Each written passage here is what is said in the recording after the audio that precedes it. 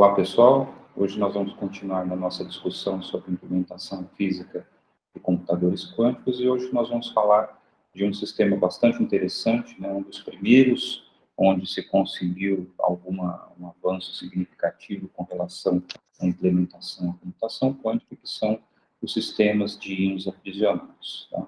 Para a gente aprender um pouco sobre esse sistema, vale a pena a gente lembrar que existem os requisitos de Witschenzo. Witschenzo colocou aí esses requisitos, que são os requisitos importantes para nós aqui locais, que precisamos caracterizar um sistema escalável, um conjunto bem definido de estados quânticos para serem utilizados como qubits, preparar estados puros apropriados nesse conjunto, ou seja, inicializar esse sistema, realizar evoluções quânticas requeridas, as portas universais, e temos que trabalhar dentro de um tempo de decoerência que seja longo o suficiente, tá, para poder ter todas essas operações de forma eficiente. Também temos, obviamente, que acessar a leitura desses resultados. Além disso, né, aprendemos que, com relação à decoerência, né, quando temos interações entre esses sistemas mais fracas ou mais fortes, nós tipicamente temos também operações rápidas, mas temos a contrapartida de termos decoerência rápida, tipicamente. Tá? E em questões de acessibilidade, ou seja, quando podemos medir esse sistema, nós temos também a mesma contrapartida. Se, por um lado, conseguimos acessar mais o sistema, significa que mais facilmente ele se acopla com o meio externo e, portanto, pode sofrer efeitos de decoerência. Tá? Então, isso é um balanço, essa é a dificuldade técnica, né, de se desenvolver realmente computadores que sejam eficientes, né, e trabalhem com poucos níveis de ruído. Bem, bom, falamos na aula passada a respeito de todas as arquiteturas, né, hoje nós vamos falar, então, de íons aprisionados, que parece ser interessante, né, já que todos aí estão pintados de azul. Inclusive, a parte de transmissão e transmissão a longa distância, que são os requisitos não locais, já que eles aí se acoplam facilmente com graus de liberdade de radiação, de luz, e, portanto, podem ser transmitidos para outros pontos. Bom, dentre os vários diferentes sistemas que podemos utilizar, já falamos, né, na aula passada sobre sistemas supercondutores, vamos falar agora sobre esses sistemas especificamente. Então, dentre aquele avanço, né, um mapa importante que vimos, são os avanços obtidos com relação aos qubits, né, desde os primeiros obtidos no final da década de 90, e até as perspectivas para obtermos aí até da ordem de 1000 qubits, né, em torno de 2026, tá? São promessas, na verdade, tá? Então, tem tido um avanço relativo nessa obtenção de número de qubits. Tá? Então, obviamente, as tecnologias, arquiteturas que são realmente as grandes vencedoras nessa competição pela implementação dos computadores quânticos, pelo menos por enquanto, são os circuitos supercondutores, como falamos anteriormente, várias empresas de grande porte têm investido nessa tecnologia, mas nós temos também os íons aprisionados, que foram, né, esse sistema foi o que historicamente contribuiu em escala, em termos de bits quânticos, relativamente boa, né, chegando na ordem, né, desde 5, logo no início, né, da proposta, quando se propôs computação com qubits baseados aí em estados internos desses íons, nós, né, brevemente aí rapidamente chegamos até a implementação com 20 qubits. Tá?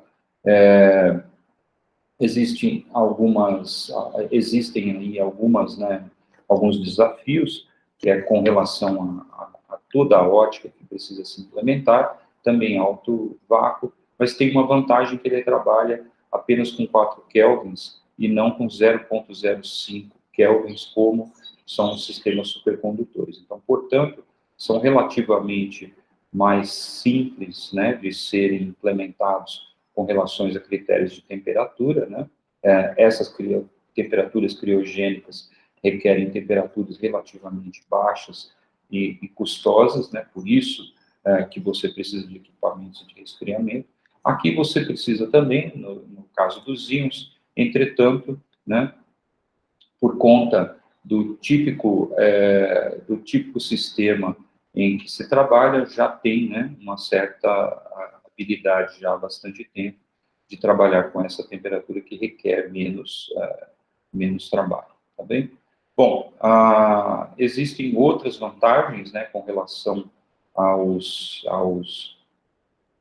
que se consegue com relação aos íons. Primeiramente, memória, né, que significa que o tempo de decoerência é longo o suficiente, tá?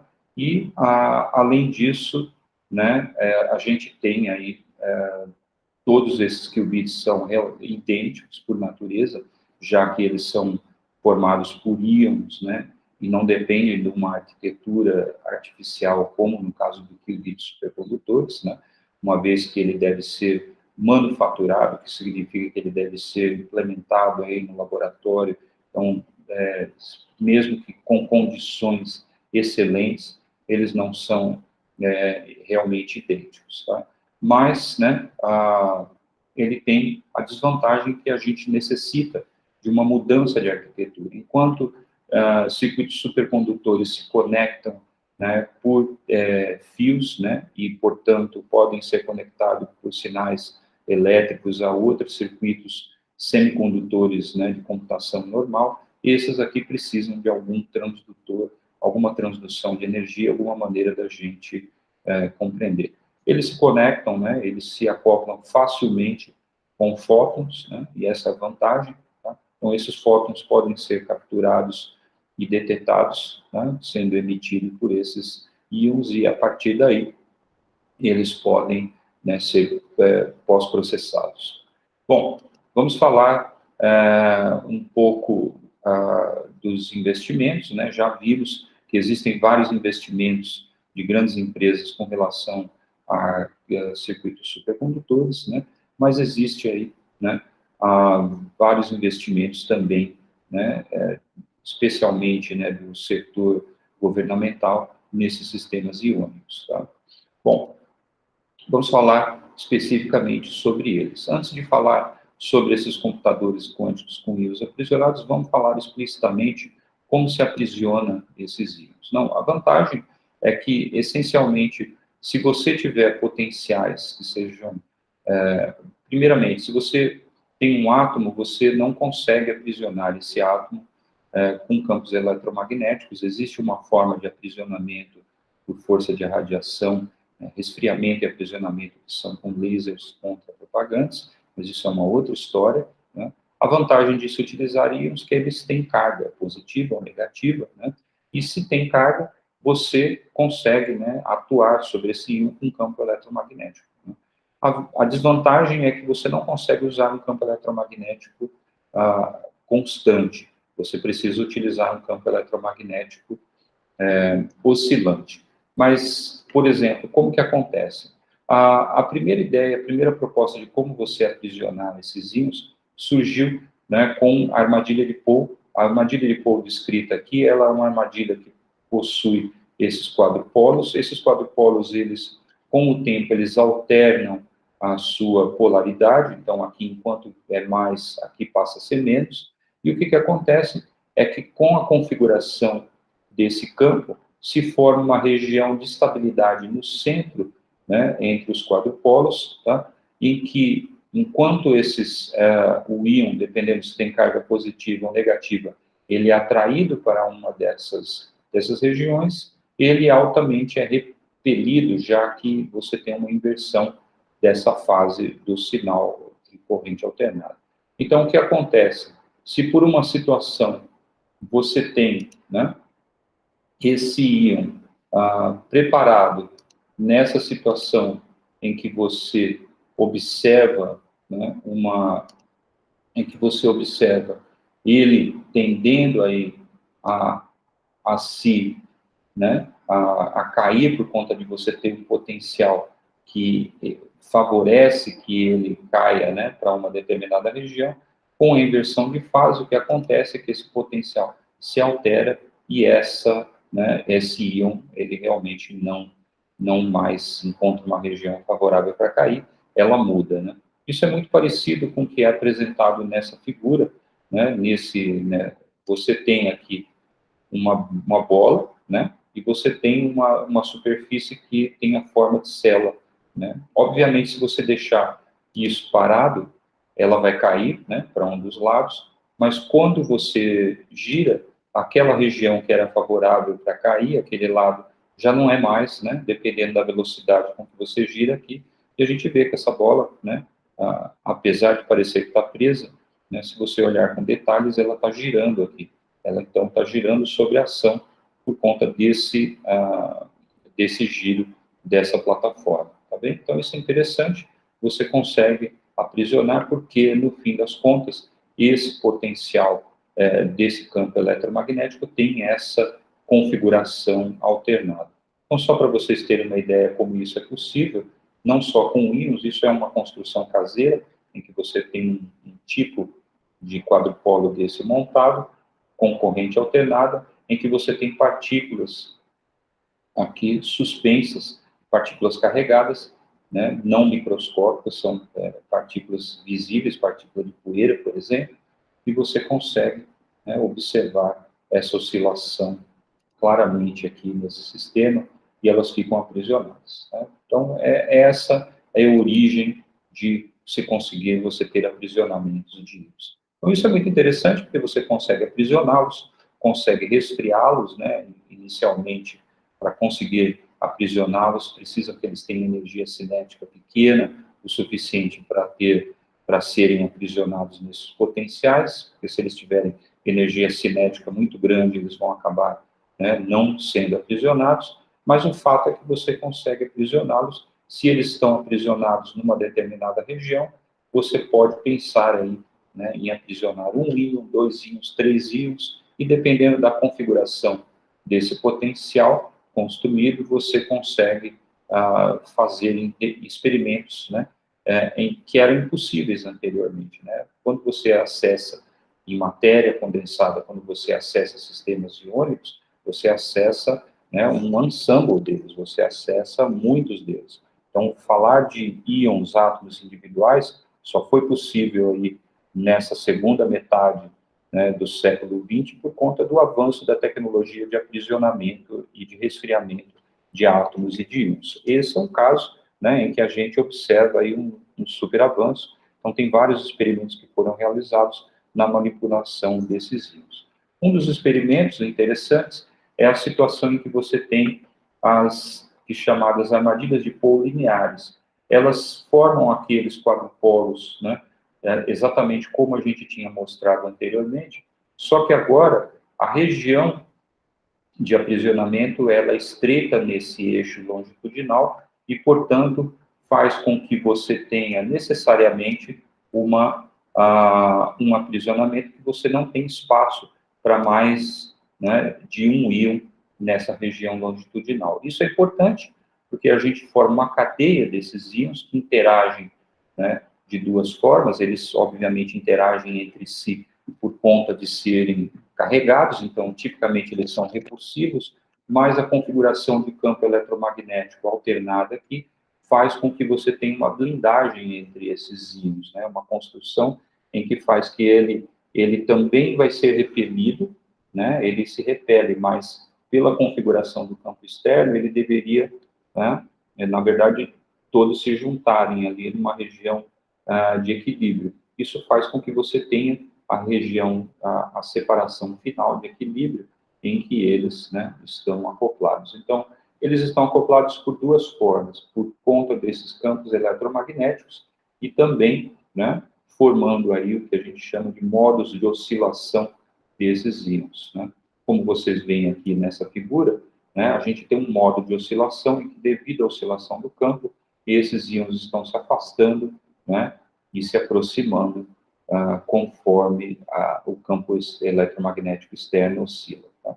Então, isso são imagens reais, né, desses íons, imagens observadas, né, por conta de você fazer alguns experimentos associados, né, à fluorescência desses íons, tá bem?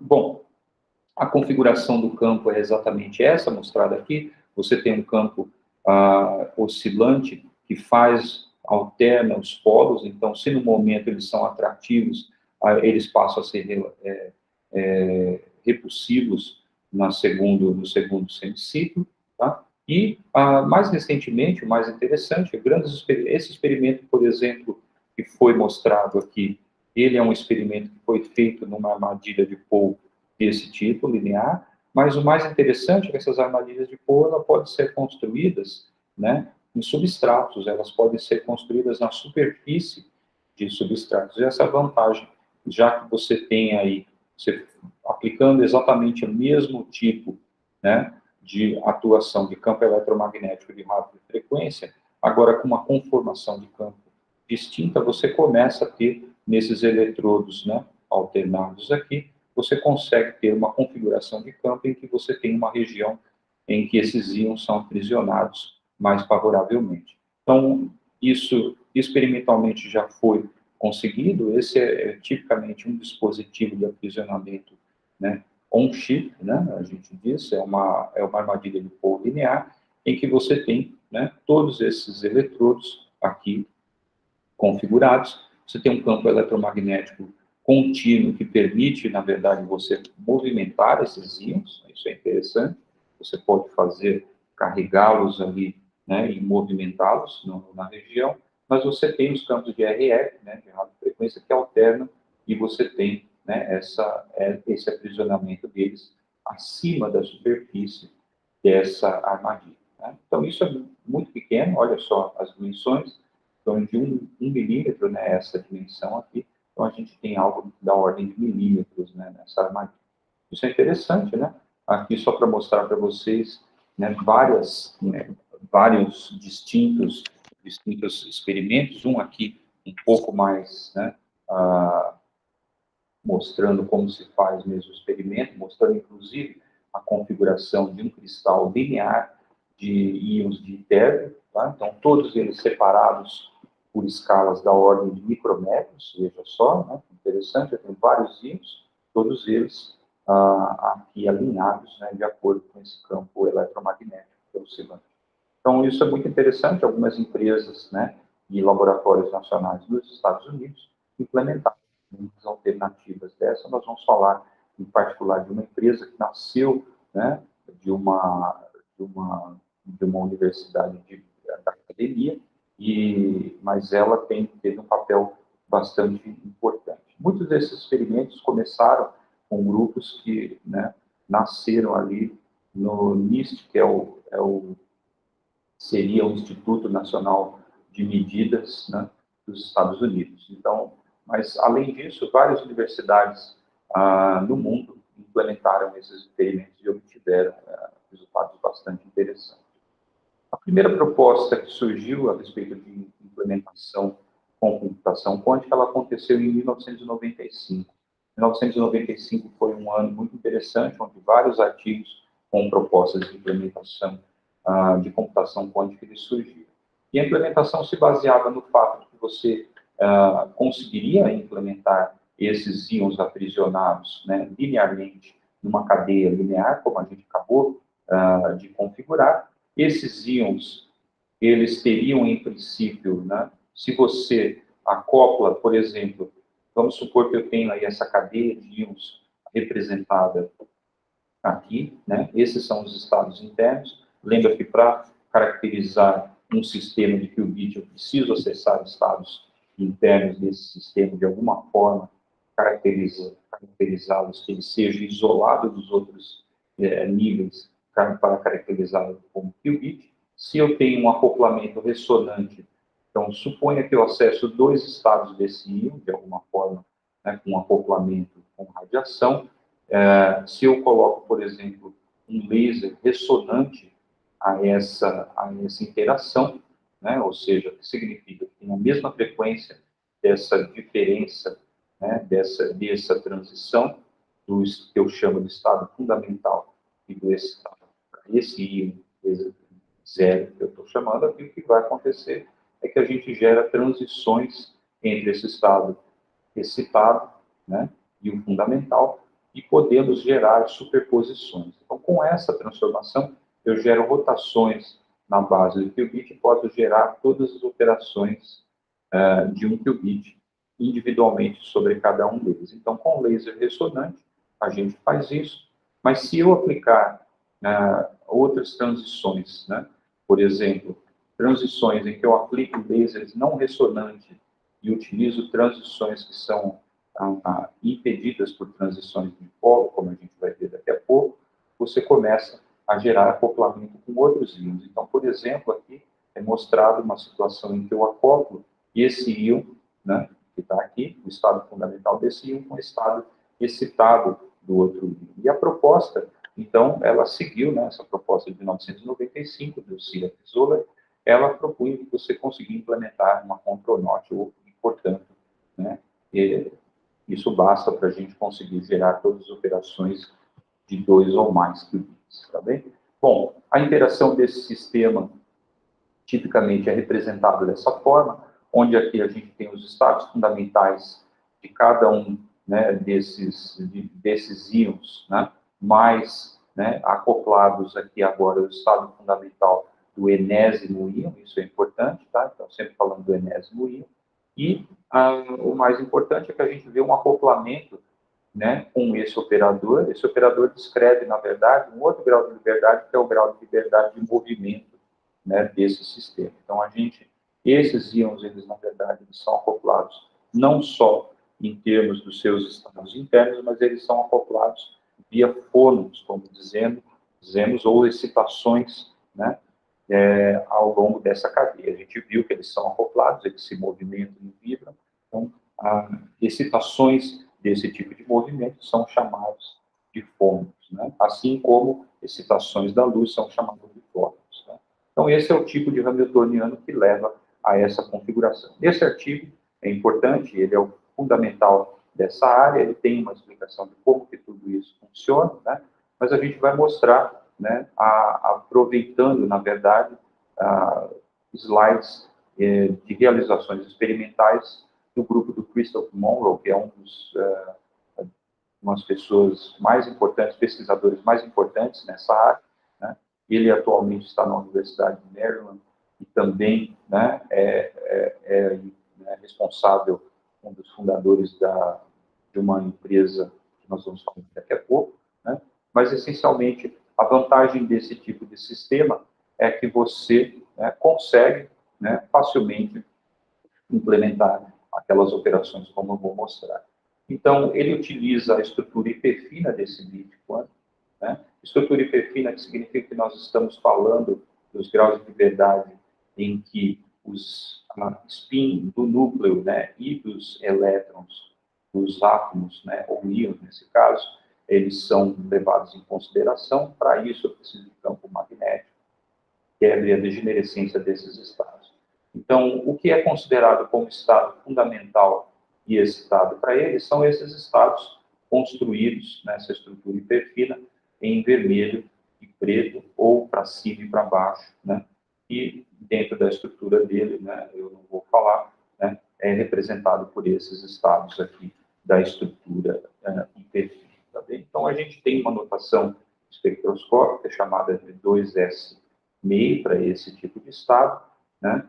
E a transição, a frequência de transição é essa aqui, sendo representada. Bom, quando a gente tem, né, os outros estados, né, que são acessíveis para algumas transições, é o estado 2p12, né, é outro estado, né, da minha estrutura.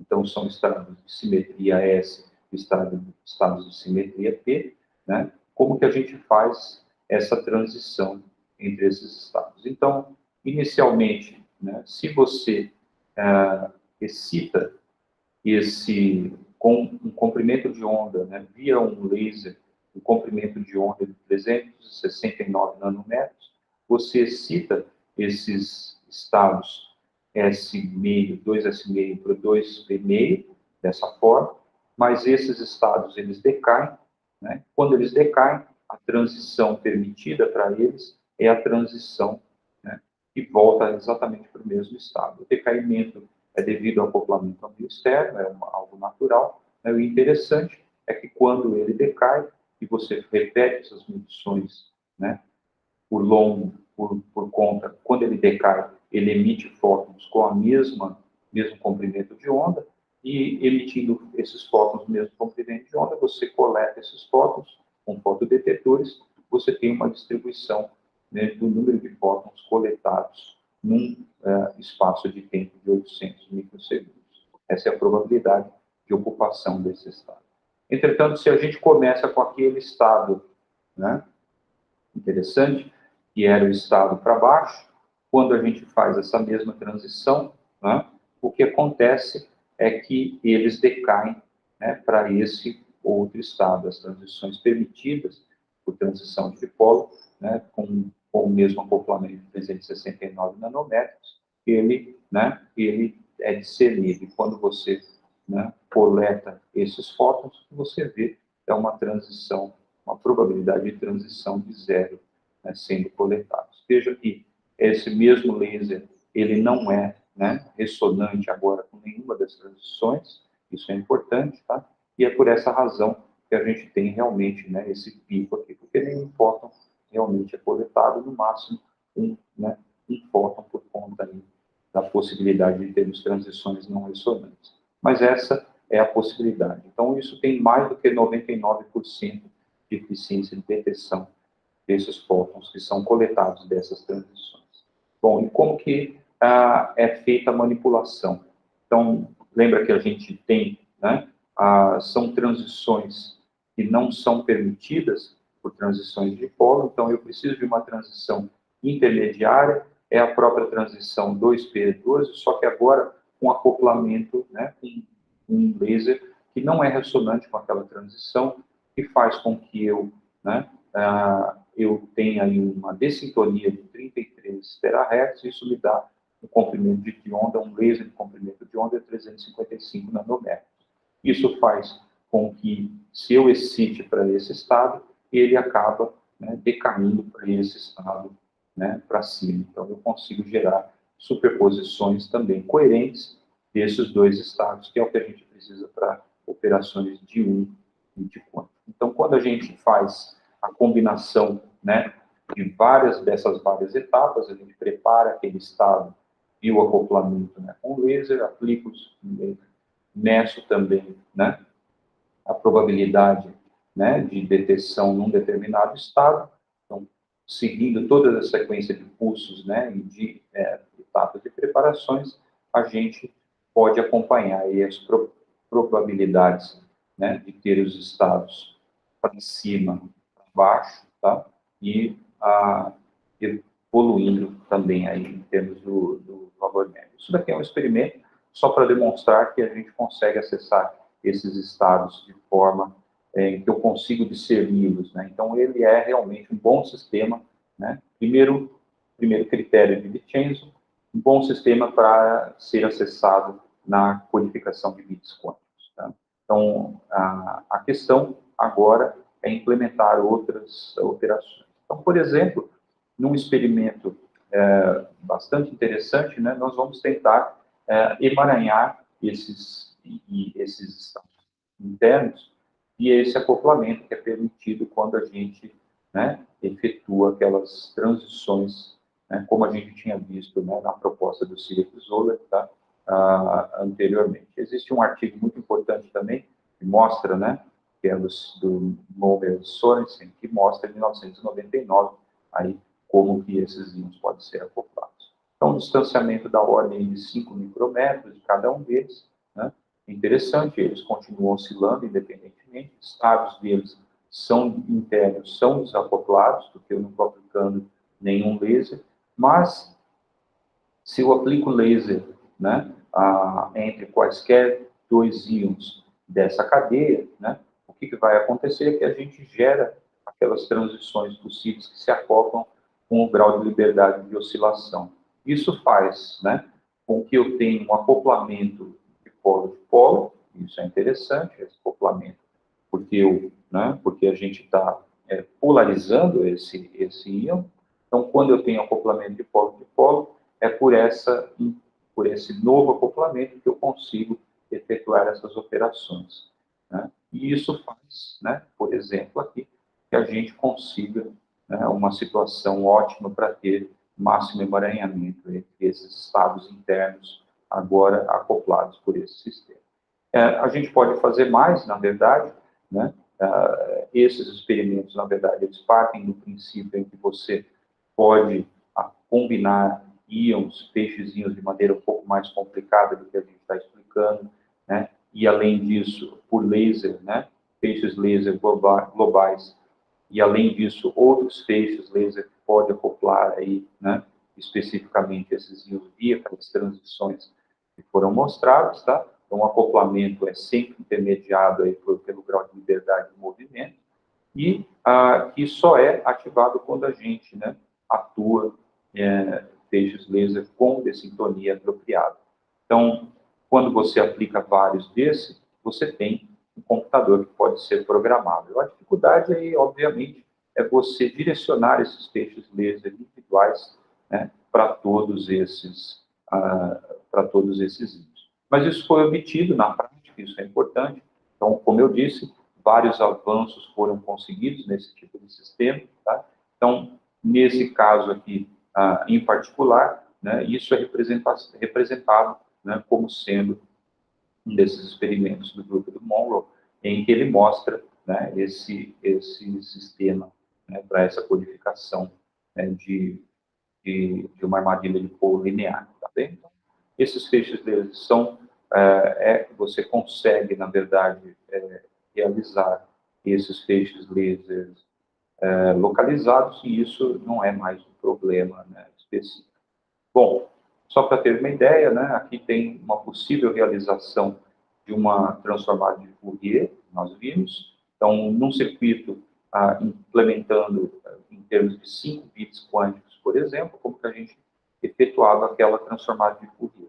Então, lembra que a transformada de Fourier, além da gente precisar da porta de Hadamard, né, e das operações, né, controladas, nós precisávamos da control not para a gente fazer a inversão da base, né, já que a transformada de Fourier, quando efetuada dessa forma sobre os íons, ela fica escrita numa sequência, a palavra, né, binária fica escrita numa sequência inversa.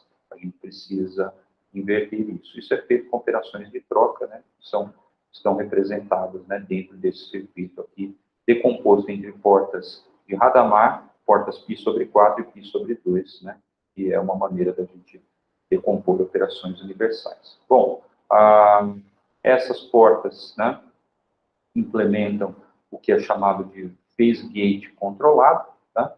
E nós podemos, né, implementar essa porta por intermédio desses circuitos. Isso é um resultado deles de experimentos, né? Por exemplo, no caso de uma preparação de um estado de período 8, né?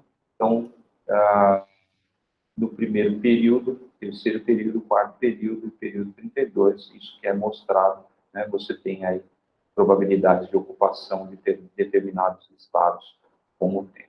Tá bem? Então, essa é a transformada de Fourier, né? A realização da transformada de Fourier que nós queríamos. Certo? Bom, acontece que, como eu disse, né, existem aí algumas empresas que se interessaram especificamente por esse tipo de dispositivo, e até mais, né, significativa é justamente uma empresa fundada pelo Monroe, né, Chris Monroe, e ele que é a IonQ. A IonQ ela teve aí grandes avanços ultimamente, né, e eles têm uma promessa de implementação de número de bits quânticos bastante interessante, né? Inclusive eles dizem que tem, né, sistemas, né, já realizados em que eles conseguem aprisionar aí da ordem de 20 bits. Então esse é um sistema típico, né, de aprisionamento, uma armadilha Poe.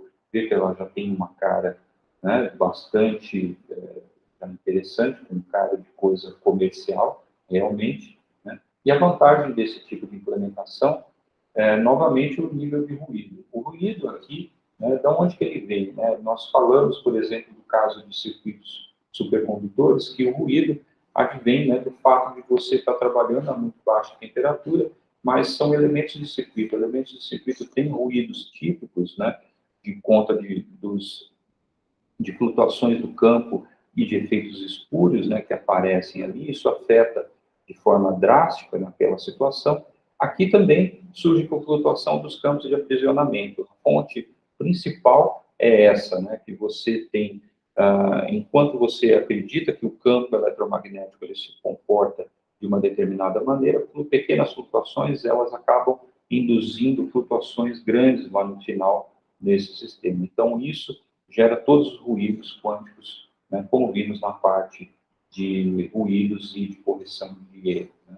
Bom, a vantagem desse sistema da IonQ, que é prometido, é que você, ao passo que se você utiliza, por exemplo, em sistemas supercondutores por conta do nível de ruído deles, se você precisa da ordem de 1000 qubits, né, de codificação para ter 1 qubit sem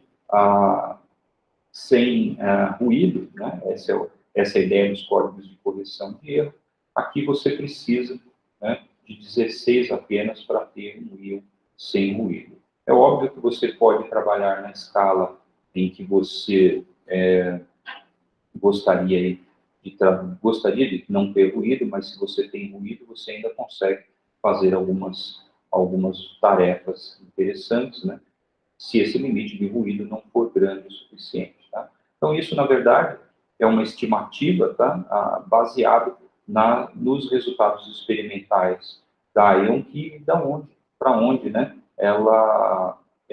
para onde ela pretende ir. Né? Então, como isso são resultados que foram apresentados recentemente pelo Chris Monroe. Né? E agora, também tem, né, tem também uma coisa que é interessante, né, quando a gente analisa né, essa necessidade de bits de correção para esse tipo de sistema, é óbvio que tem uma contrapartida interessante para esses sistemas iônicos. Então, lembra, né, que eles são sistemas iônicos, portanto, uma arquitetura totalmente distinta, né? Se esses sistemas iônicos se acoplam com graus de liberdade aí da luz, isso pode ser interessante por conta da gente conseguir fazer a transdução desse sinal de luz em termos de sinais elétricos, via fotodetectores, e, portanto, isso é algo corriqueiro em circuitos optoeletrônicos, né? E a gente consegue, portanto, ter, né, a comunicação, né, entre elementos aí de circuitos distintos, tá bem? Então, do computador quântico para um computador clássico, por exemplo. Bom, ideias, né, de como que essas coisas evoluíram. Então, só para vocês terem uma ideia, em 2016, né, os computadores aqui eram da ordem aqui, né, de típicos sistemas de aprisionamento das universidades, todas que implementavam esses experimentos. É isso que a gente vê, né? Em 2020, né, a gente já tem, né, uma melhoria, né, desde 2016 a 2020, isso tudo passou a ser concentrado, né, numa mesa ótica, simplesmente. Então, você consegue, de certa forma, encapsular, mesmo que seja um sistema grande, né, mas tem uma escala bastante menor. Aqui, da própria figura apresentada pela IonQ, isso ficou, né, se transformou de algo muito grande, da ordem aí, né, do tamanho aí de uma pessoa, tá? E para 2021, né, existe um protótipo, né, uma ideia de um protótipo que foi, né, desenvolvido, né, por também dos cofundadores da IonQ, né, que foi que você tem aí um tamanho bastante significativo, né, para esse aprisionamento. Então, de acordo com eles, a ideia é que esse sistema evolua até que eles consigam miniaturizar, né, a gente vê aí que tem alguns espaços possíveis, né, a questão, né, são questões técnicas, a gente não tem acesso a esses detalhes, né, mas, de acordo com a perspectiva deles, em 2023, eles teriam alguma coisa aí desse tamanho, né, para alguns bits quânticos, tá? Então, isso é interessante, porque, de acordo com a perspectiva dele, vejo que eles, né, são bastante otimistas com relação a isso, tá? Eles têm uma perspectiva de, aqui, como eu disse, tem da ordem de 20 bits quânticos, né? Ele tem uma perspectiva de aumentar esse número, mas a partir de 2025, esse número pode ser, né, bastante significativamente aumentado, se você considerar uma taxa correção de erro de utilizar 32 desses íons qubits para cada qubit sem erro, né, na codificação. Então, a gente vê, né, que a promessa é bastante interessante, né? Acho que é importante nós ficarmos, né, de olho nessas possíveis aí, implementações. Tá bem? Bom, isso é tudo com relação a íons quânticos, e nós voltaremos na aula que vem com algum outro tipo de implementação. Então, até a próxima aula. Tchau.